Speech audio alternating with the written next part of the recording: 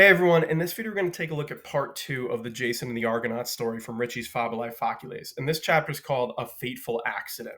Now remember, at this point we're going through the story about Jason, right? His backstory. We're only in the second part or chapter of the story if you want to go there. And we've learned a little bit about Jason's background, right? His father, his uncle, right? The two brothers. You have Pelias and Ison and how they're having this fight and one's trying to overthrow the other and all this good stuff, right? And how Jason's uncle is kind of a usurper. Okay, now we're going to continue that in this chapter and learn a little bit more about how Jason comes into the story and how this is all going to play out. Okay, but before we start, like I always say in these videos, the first thing I would highly recommend is try to make a vocab list. There's a bunch that exist out there, right? So if you were to look at Quizlet, like I always tell you, I'm sure you could find them. If you want to look at a commentary, like Jeffrey Stedman has a great commentary that lays out vocab. Anything like that, just to get a vocab list down. You can also pre-read the story and make your own list, but it's really hard to understand what's going on if you just don't know what the words mean. So always start with vocab.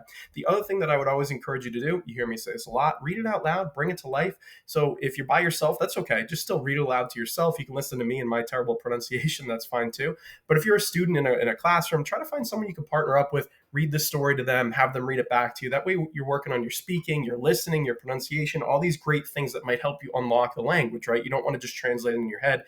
Even if you're learning by yourself, you don't want to do that because it's just easier, right? Unlock different parts of your brain. So always start with that. When it comes time to actually reading the story, if you're trying to translate it, I would always say do the read and reread method. You hear me say this a lot, but you read through the story, write down any problem areas you might have, lines that are tricky, and then go back and try to fill in the gaps, right? So this is where a commentary like Stedman would really help, or just try it on your own, whatever it might be. And then when you've done that, you read the story again. And as you do that over and over again, the list of problems should get smaller and smaller. And every time you repeat this, you're really working on your grammar, you're memorizing the vocab a little bit better, seeing the structure of the sentences. It all comes together to help you, okay? So if you haven't done that, pause the video, go back and do it. And let's just use the rest of this video to double check, right? So you should look at what you did compared to mine, and hopefully my video can help you out a little bit, okay? So the story starts like this. You have post breve tempus Pelias veritus ne regnum suum tanta vi et fraude occupatum amitteret, amicum quendam Delphos misit, qui oraculum consuleret.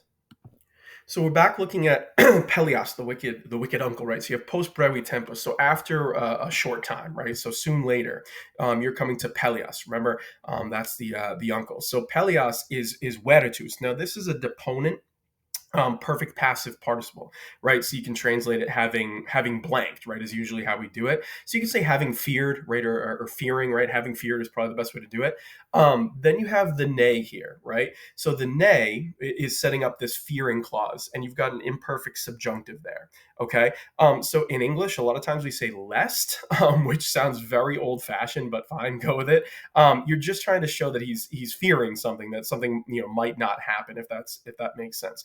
And this is where when you have those verbs of fearing, right, you have ne, which usually we translate as lest, in the positive, and ut in the negative. So this is kind of something you might want to look up a little bit, but you'll be all right. You can still work your way through. So it's saying fearing lest he might lose, or that he might lose is kind of an easier way to do it. That he might lose his regnum suum, his kingdom, right? So the amitteret there is the losing part, right? Letting go of is kind of really what you're getting at there. So feeling that he might lose regnum suum, his kingdom, and then you have the tanta vi et fraude, right? These ablatives going on. So he might lose his reign, and it's his reign occupatum, right? Having been seized, right? So it's a little tricky to parse this together, but the occupatum is describing his regnum, if that makes sense. So he is fearing, right? So the veritus is describing Pelias. So he's the one fearing that he might lose something. The thing he's going to lose, the direct object, is regnum suum, his own kingdom. And then we have another perfect passive participle, occupatum, describing the regnum. That's why you see the UMs kind of matching up here. So it's not just that he's afraid of losing his kingdom. He's describing the kingdom, his reign. It's a reign having been seized, occupatum, by such great force, tanta vi, and by such great force and by fraud. Fraude is kind of how you want to put it in English, fraud, right? So there's a couple of things going on here. And again, that tanta we is a little bit odd because you have that irregular ablative from vis, right? Force, but tanta we means like with such great force. So he's afraid that he's going to lose his kingdom because he took it by force, right? And fraud. He's not legitimate, so he's always afraid that someone is going to come and get him, right? So that opening line is a little tricky with the fearing clause, but that's how you put it together. And then it keeps going when you have amicam quendam. You want to go to misit. He's sent out, so he sent one of his friends, amicum quendam, right? A certain friend or one friend, Delphos to Delphi, right? So that's the famous oracle at Delphi, and it continues and shows you that there, right? You have qui oraculum consulere. He sent the friend who might consult. You have consulere there, the subjunctive, who might consult the oracle. So Pelias, the king, again, just to recap, he's really afraid that his kingdom is going to be overthrown, right? This is what happens when you have people who usurp kingdoms. They're always afraid. So he's afraid that someone's going to try to get his kingdom because it was taken by force and fraud. So he sends a friend off to the oracle at Delphi, right? Which is what you do. Go find out what's going on. And he wants to consult the oracle. So he says, ask the oracle, like, what's going on? Okay. Then the line continues. You have ille igitur quam celerime Delphos se contulit et quam ob causam venisset demonstrave. So ille is the guy he sent off, whoever that friend was, right? So he therefore, and then you have quam celerime. And remember when you do quam plus a superlative, you're saying as blank as possible is usually how we do it. So you could translate that as quickly as possible. And it's talking about the guy. So then as quickly as possible, se contulit means literally something like he hastened himself. He took himself to Delphi, right? So you could just say like hastened to Delphi is a good way to do it. So he does that as quickly as possible. Okay. And by the way, when you see Delphos there, Delphi, Delphos, you're seeing that plural. And a lot of times you've heard me say that when you have Greek names, like for instance, Athens, we have the S on the end of its plural. That pluralization for Greek cities and kind of towns, it usually means like the city and the area around it. That's why you have that pluralization. It has a specific grammar name, which I knew once and now I'm forgetting. Feel free to look it up. But that's why you see Delphos there. It's not more than one Delphi, if that makes sense, more than one city. It's just a plural name, right? That's why you have that accusative, the Delphos. And you saw that in the previous line too. So just to, again, repeat, you have he therefore, as quickly as possible, hastened himself to Delphi. And he demonstrava, you could say like he made known, he demonstrated is kind of literally what it means. I would translate it like he made known is kind of a better way, at least to me, to make sense of it. For what reason, right? Ob causam, on account of what reason, when is said he had come. So the man shows up, he gets there, and he says, this is why I'm here, right? You have to announce why you're there. So he shows or demonstrated why he's there. He's like, yeah, I want answers to this question. Okay. Then you continue, you have oraculum respondit, nullum esse in praesentia periculum, monuit tamen peliam ut siquis unum calceum gerens veniret, eum caveret, or caveret rather. So you have the oracle, right, responded, oraculum responded.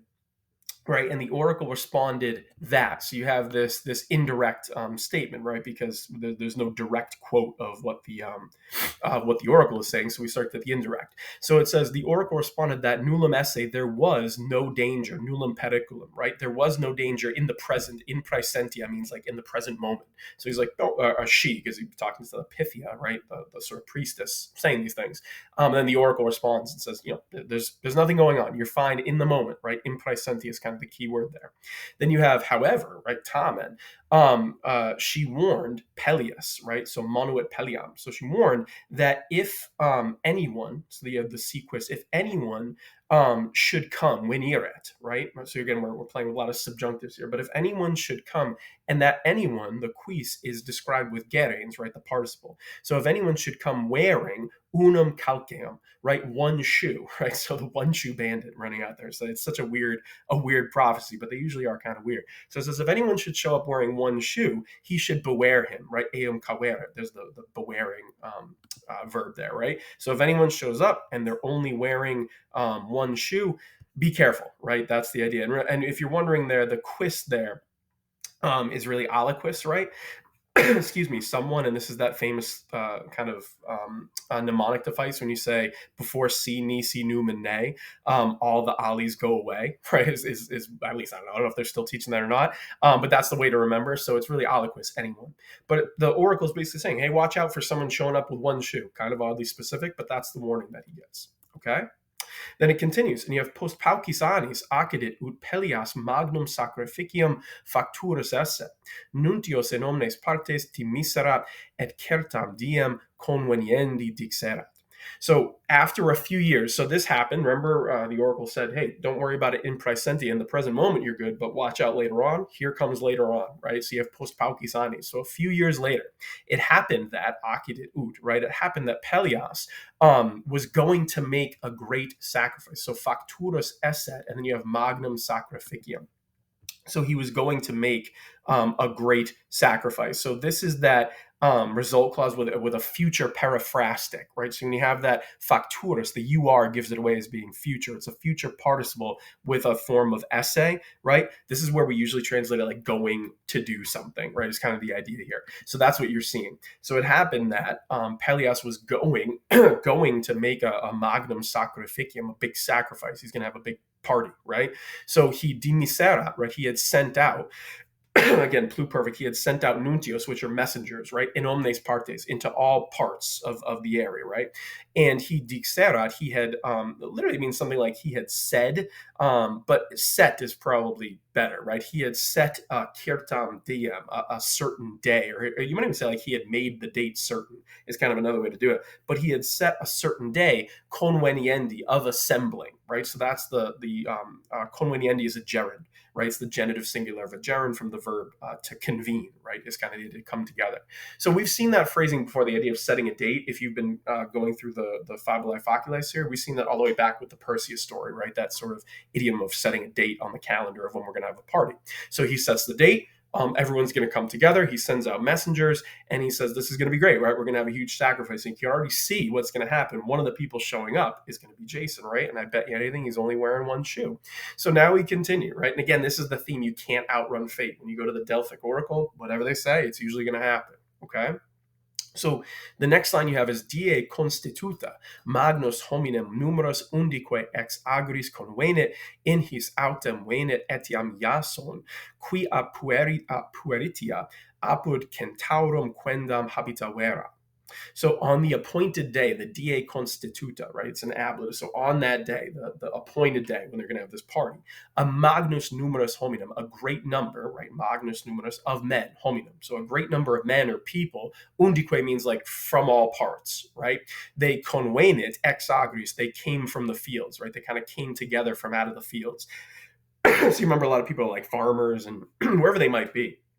They all come together and they're like, hey, I heard there was a party, a sacrifice, right? They're all coming to see Pelias's party. Okay.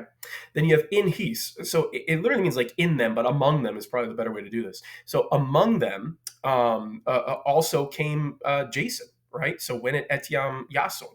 So among these people who come out of the fields was Jason, right? The famous Jason, who doesn't know what's happening here, but he's on his way.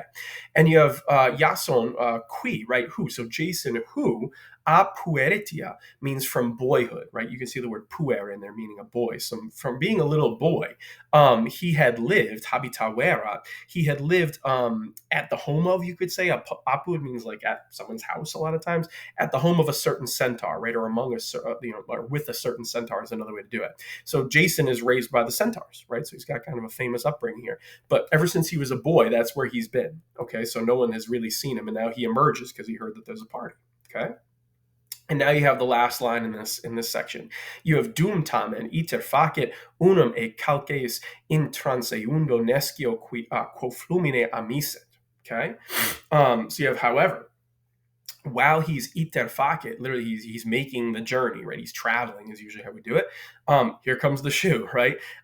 You have amiset, so he left behind or he lost unum, a calces, so one of his shoes, literally, right? So this is kind of tying into the prophecy. So he lost one of his shoes in the crossing, in transeundo, right? So the transeundo there is a little bit odd. It's a gerundive, right? It comes from transe, which means to cross, and it's describing flumine. So these are ablatives. So you have in the river, right? It literally means something like in the river, probably like the river going to be crossed. It sounds very odd to put it that way. But in the river crossing is probably a good way to put it into English, right? So in the river crossing, and then you have nescio quo flumine. And we've seen this phrase before, the nescio quo, meaning like I don't know what, literally the I don't know what river. But you could also translate it simply, I've seen in commentaries, like some river, right? But that's a phrase. The nescio quo flumine literally means something like he lost it in the crossing of I don't know what river. So when you put it like that indefinite, you can just say it's some, right? It is technically modifying flumine, but you could just say like some river. So in one of these rivers, we don't know which one, he lost a shoe crossing it. Okay. And now you can see this is setting up for the prophecy that came from Delphi to be fulfilled. And that's one of the points we see a lot in Ritchie's Fabulae Faciles. In all these stories, whether it was Perseus, Hercules, whatever it might be, you can't outrun your fate, right? So whenever someone, an oracle tells you something's going to happen, it's going to happen. And we can see that setting up where now Jason has been called in and he's going to run into this uncle. It has a lot of vibes of the Perseus story, if you remember that one. Same thing. Okay, so hopefully that made some sense. If you have any questions, put them in the comments below. If you question on my translation or anything like that, again, it's never perfect. I'm sure I stumbled over something. Just let me know. But otherwise, use this as a way to kind of check what you did. And if you're able to make it through this chapter without any problems, and there are some trickier things in there, you can already see in the Jason story, we're 2 chapters in, it's getting a little more advanced. You're seeing a lot of gerundives. We had future paraphrastic in there. We had a fearing clause. So there's a lot more technical things going on. Feel free to look them up if you need help, or like I said, use a commentary. But if you're able to get all the way through from beginning to end without any problems, and your translation was pretty close to what I had, that's how you know you can probably feel pretty good and ready to move on, right? So if you're at that point, move on. If not, go back, work it a little bit until you're able to reach that point. Good luck.